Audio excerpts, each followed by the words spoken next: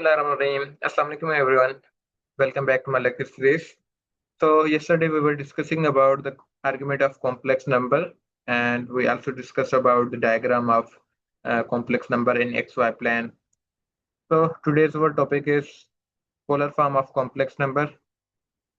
अगर आपके पास कोई भी एक्स वाई कोऑर्डिनेट में कोई भी कॉम्प्लेक्स नंबर गिवन हो तो आप उसको पोलर फॉर्म में कन्वर्ट कर सकते हो। तो हमने इसका थोड़ा सा इंट्रोडक्शन पढ़ा था, तो आज हम उसको कंप्लीट करते हैं। And remember this is the last topic of our chapter, and इंशाल्लाह कल हम एक नया नया चैप्टर स्टार्ट करेंगे। तो हमारे इस कॉम्प्लेक्स नंबर का लास्ट टॉपिक है ये, इसको हम क्लियर करते हैं आज। तो अगर आपके पास कोई भी कॉम्प्लेक्स नंबर गिवन हो एक्स वाई प्लेन में, तो आप उसको कन्वर्ट कर सकते हो पोलर फॉर्म में। कैसे? सबसे पहले देखें, कोई भी z गिवन होगा हमें एक्स प्लस वाई आयोटा की फॉर्म में, या फिर a प्लस बी आयोटा की फॉर्म में, कोई भी एक जनरल फॉर्म में। मैंने यहाँ पे एक्स प्लस वाई आयोटा की फॉर्म में लिखी हुई है, क्योंकि पहला जो एक्स होता है वो रियल रियल पार्ट होता है एंड वाई हमारा इमेजिनरी पार्ट होता है। अभी हमने डायग्राम में डिस्कस किया था। तो ये चीज आपको गिवन होगी एंड आपसे पूछा जाएगा कि इसको पोलर फॉर्म में कन्वर्ट करें। ये एक कॉम्प्लेक्स नंबर है, इसको पोलर फॉर्म में कन्वर्ट करें। तो पोलर फॉर्म में कन्वर्ट करने के लिए याद रखें कि हमारे पास बेसिकली जेड जो होता है वो पोलर फॉर्म में कन्वर्ट हो जाता है r cos theta plus iota r sine theta. ये कहाँ से आता है? ये हम एक्स एंड वाई की वैल्यू इसमें पुट करते हैं पोलर फॉर्म में। पोलर फॉर्म में हमारा एक्स इज इक्वल टू होता है r cos theta and y is equal to होता है r sine theta. Polar form, जब भी बात पोलर की बात आती है तो याद रखें कि उसमें रेडियस एंड थीटा की बात कर रहे होते हैं हम। Radius and theta. तो हम बेसिकली ओरिजिन पे एक हमारी एंगल बनती है। ओरिजिन पे एंगल बनती है जब भी हम डायग्राम में हम मैं दिखा देता हूँ।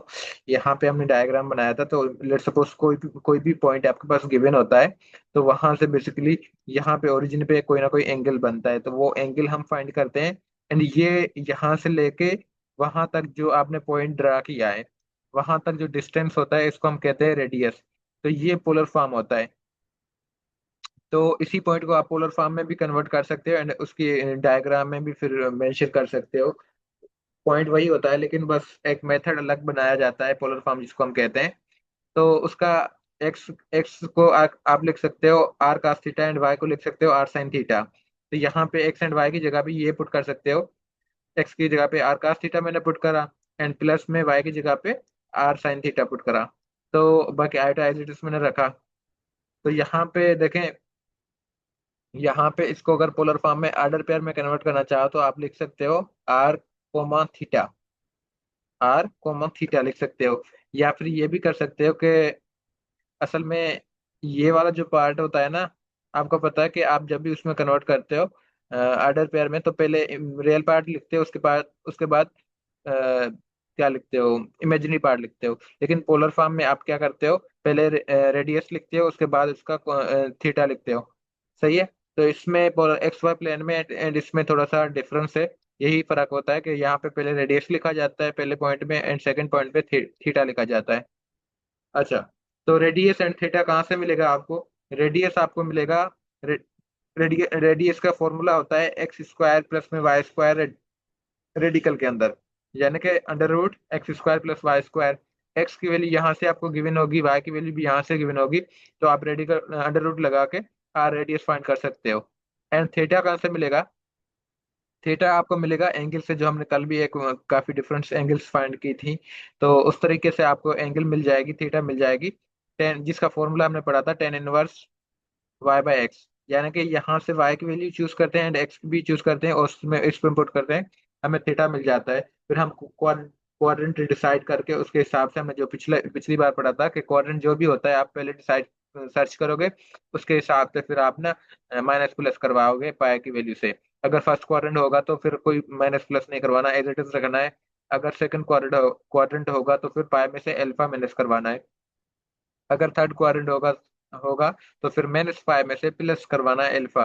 एंड अगर लास्ट क्वाड्रेंट होगा, फोर्थ वन क्वाड्रेंट होगा, थीटा हमें जो मिलेगी वो माइनस अल्फा मिलेगी। अल्फा हमें कहाँ से मिलेगा? अल्फा हम यहीं से फाइंड करेंगे। ये थीटा नहीं है, बल्कि बेसिकली इसको अल्फा ही कह सकते हो, अल्फा। सही है। अच्छा, और उसके अलावा ये उसकी जो है ना एक्सप्लेनेशन है कुछ कैसे कन्वर्ट करते हैं हम। Convert x y coordinate form into polar form of the complex number. अभी अब हमारे पास एक कॉम्प्लेक्स नंबर गिवन होगा एक्स वाई प्लेन में, तो हम उसको कन्वर्ट करेंगे पोलर फॉर्म में। लेट सपोज मेरे पास एग्जांपल है z is equal to -1 plus में रेडिकल 3 आयोटा। तो सबसे पहले आपने ये कॉम्प्लेक्स नंबर गिवन है, यहाँ पे रियल पार्ट -1 है एंड इमेजिनरी पार्ट कितना है, रेडिकल 3। तो सबसे पहले आप इसका थीटा एंड रेडियस फाइंड करेंगे। तो अगर मैं रेडियस फाइंड करता हूँ पहले, तो हमें पता है कि इसमें जो रेडियस होता है वो अभी हमने पढ़ा कि under root x² plus y² होता है। तो x वैल्यू कितनी है -1 एंड y वैल्यू कितनी है रेडिकल 3। तो इसमें हम पुट करेंगे x की जगह पे -1 पुट करेंगे, उसका स्क्वायर लेंगे एंड प्लस में, अच्छा -1 यहाँ पे पुट भी करेंगे अगर हम, तो कोई फर्क नहीं पड़ता, स्क्वायर की वजह से हजम हो जाता है माइनस। बाकी रेडिकल 3 यहाँ पे स्क्वायर, y की वैल्यू रेडिकल 3 थी, यहाँ पे स्क्वायर, स्क्वायर रेडिकल के साथ खत्म हो जाएगा। बाकी ये एज अ होल स्क्वायर भी है एक दूसरा उसका, रेडियस का स्क्वायर जो अंडर रूट था। तो यहाँ पे अंडर रूट एंड 1 प्लस ये स्क्वायर रेडिकल के साथ खत्म हो गया, तो यहाँ पे 3 बचा, 3 + 1 4 होता है, 4 का रेडिकल कितना होता है, 2 होता है। तो रेडियस तो हमें 2 मिल गया। अब फाइंड करते हैं हम इसके थीटा। थीटा फाइंड करने के लिए आपको पता है कि सबसे पहले क्या सर्च करते हैं, उसका क्वाड्रेंट सर्च करते हैं कि कौन सा क्वाड्रेंट होगा। देखिए इसमें रियल पार्ट हमारा नेगेटिव है एंड इमेजिनरी पार्ट जो है पॉजिटिव है, यानी कि एक्स की वैल्यू नेगेटिव है, वाई की वैल्यू पॉजिटिव है। तो कौन सा क्वाड्रेंट था जिसमें x negative and y positive होता है, यहाँ पे एक्स नेगेटिव है यानी इस तरफ जाएंगे एंड वाई पॉजिटिव है यानी ऊपर जाएंगे, तो ये वाला सेकंड क्वाड्रेंट था। तो हमने पढ़ा था कि अगर सेकंड क्वाड्रेंट होगा तो आपने अल्फा फाइंड करनी है, अल्फा के बाद वो थीटा में पुट कर देनी है। थीटा क्या था, पाई माइनस अल्फा करना है। तो सबसे पहले आप अल्फा फाइंड करें। अल्फा फाइंड करने के लिए यहाँ पे अल्फा लिख सकते हो, यहाँ पे थीटा की जगह पे अल्फा लिखो।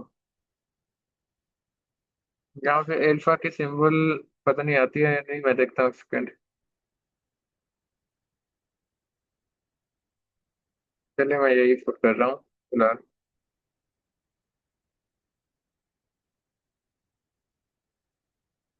चलो जी, यहाँ पे मैंने अल्फा पुट किया एंड यहाँ पे भी, यहाँ पे थीटा सही है। थोड़ी एंगल चेंज होगी तो हमें पता डिफरेंशिएट होगा ना कि थीटा कौन सा है, अल्फा अल्फा कौन सा है। असल में हमने थीटा फाइंड करना है। अल्फा टेम्परेरी एंगल होती है, हमें शुरू में पढ़ा था कि अल्फा जो होती है वो टेम्परेरी एंगल होती है। तो अल्फा फाइंड करने के लिए tan inverse y by x, y की वैल्यू यहाँ पे रेडिकल 3 है वो पुट करी एंड एक्स की वैल्यू -1 है वो भी पुट करी। अब ये -1 मोड की वजह से खत्म हो जाता है, क्योंकि मोड उसको माइनस को पॉजिटिव बना देता है। टेन इनवर्स रेडिकल 3/1 लिखे ना लिखे आपकी मर्जी है। तो रेडिकल 3 कब वैल्यू आती है टेन इनवर्स में, 60 डिग्री पे। तो ये हमारा अल्फा मिल गया। अब पाई में से 60 माइनस करेंगे, पाई कितना होता है 180 डिग्री। 180 में से 60 गया तो 120। 120 को हम पोलर फॉर्म में उसमें रेडियन फॉर्म में भी लिख सकते हैं, 2 पाई बाय 3, यानी कि 120 जिसको हम कहते हैं। तो अब हमारे पास थीटा भी गिवन हो गया, थीटा भी फाइंड हो गया एंड रेडियस भी फाइंड हो गया। तो अब हम पोलर फॉर्म में कन्वर्ट कर देंगे।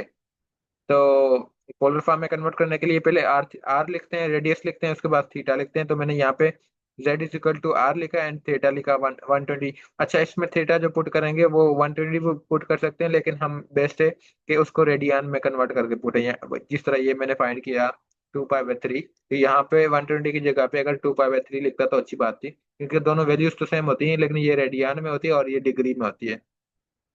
बाकी आप इसको इसमें एक्सपेंड करके भी लिख सकते हो, जिस तरह z = r cos theta plus i i मतलब आयोटा r sin थीटा, उसमें भी पुट करके लिख सकते हो। रेडियस की जगह पे 2 पुट करो, cos थीटा की जगह पे आप 120 डिग्री पुट करो। तो इससे भी आपको रिजल्ट वो वाला आएगा जो आपने पीछे आपके पास गिवन था, ये -1 प्लस रेडिकल 3 आयोटा, ये वाला रिजल्ट मिल जाता है यहाँ से पोलर फॉर्म में।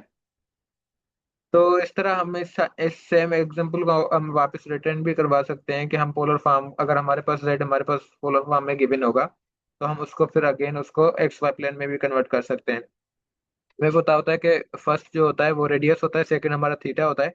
तो हम x and y value find करने के लिए, यहाँ से हमने पढ़ा था पीछे, x = r cos थीटा होता है, तो r की जगह पे मैं 2 पुट करूंगा, थीटा की जगह पे 120 पुट करूंगा। तो यहाँ से मुझे x मिल जाएगा। तो यहाँ पे मैंने पुट करा 2 cos 120, 120 बराबर होता है -1/2। तो क्योंकि सेकंड क्वाड्रेंट में कास्ट नेगेटिव होता है, तो कोस 1/-1/2 आ गया, 2 से कैंसिल, -1 रिजल्ट आ गया ओवरऑल एक्स की वैल्यू। एंड वाई की वैल्यू कैसे फाइंड करोगे? Y is equal to r sine theta होता है। आर रेडियस की वैल्यू कितनी है? 2 गिवन है। एंड थीटा 120, वो भी गिवन है।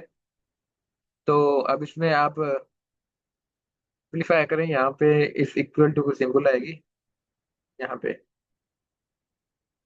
अच्छा, यहाँ पे to as it is sine 120 degree कितने कितने के इक्वल होता है? रेडिकल 3/2। तो रेडिकल 3/2 टू कैंसिल हो जाता है, बाकी रेडिकल 3 बच जाता है।